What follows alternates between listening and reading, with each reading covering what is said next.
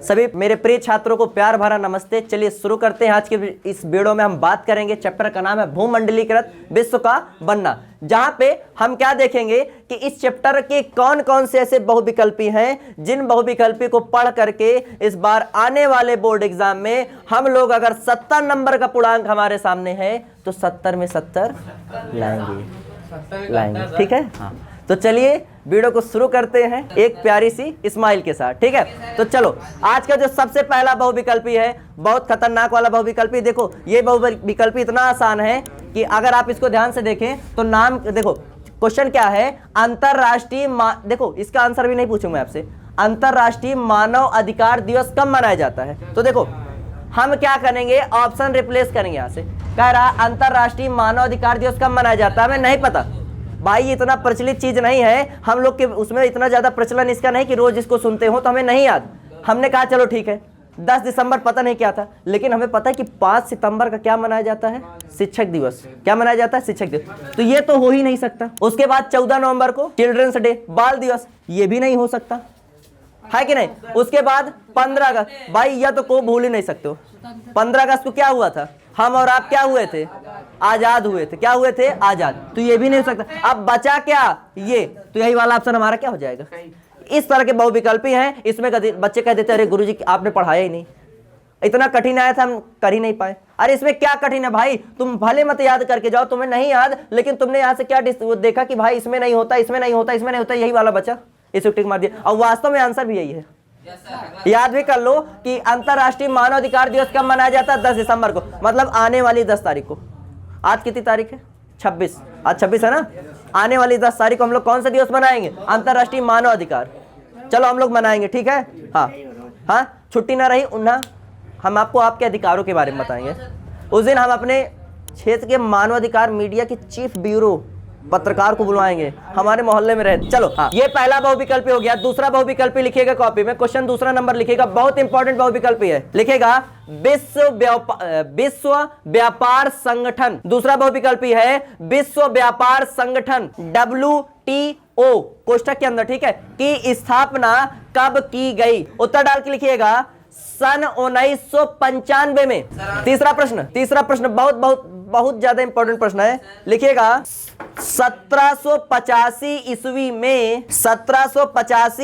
में सूत काटने वाली नई मशीन का आविष्कार किसने किया। उत्तर डाल के लिखेगा, उत्तर लिखेगा हारग्रीव्स, ये लिखा हुआ है, इन्होंने किया था। किसी दिन चलते हैं इनसे मिलने। लेकिन भाई 1785 में किया था। लगभग कितने साल हो गए भाई, 1800 से 2000 के बीच में 200 साल इधर, 15 वो 24 मान लो इधर, 15 25, लगभग 240 वर्ष पहले स्थापना की। और जब स्थापना किए होंगे तो 2-4 साल के तो रहे न होंगे, कम से कम 30-35 साल के तो रहे होंगे। कोई दिक्कत नहीं, आज इनके बारे में मन से सोचना, शायद रात में आपको दिख जाए। चलो अगला प्रश्न बहुत महत्वपूर्ण सवाल।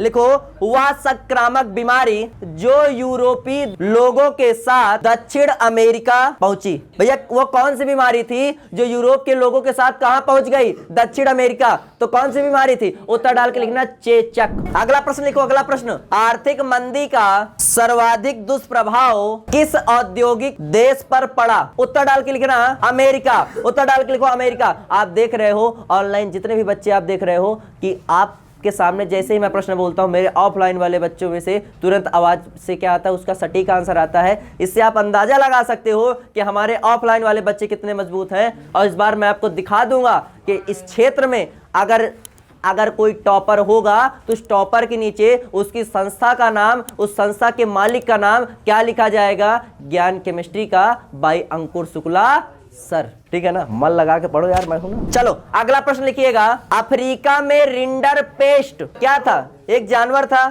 कि एक चिड़िया थी, क्या था, एक रोग मतलब एक बीमारी। लिखो उत्तर लिखो, एक बीमारी थी। तो अगला प्रश्न लिखिएगा, महत्वपूर्ण सवाल, लिखो गैट की स्थापना कब हुई है, गैट GATT, भारत कब आजाद हुआ था। तो उत्तर लिख लो 1947 ईस्वी में। आगे लिखो अगला, विश्व व्यापार संगठन की स्थापना कहाँ हुई थी। उत्तर डाल के लिखना जिनेवा। कितने हो गए, 9 8। अगला लिखो प्रथम विश्व युद्ध की बात आ गई। तुम लोग के बातचीत के चक्कर में देखो बात कहां तक आ गई, विश्व युद्ध तक आ गई। मना कर रहा हूं, शांत हो जाओ, नहीं भी ये पता नहीं कहां तक चला जाए। प्रथम विश्व युद्ध देखो शुरू हो गया।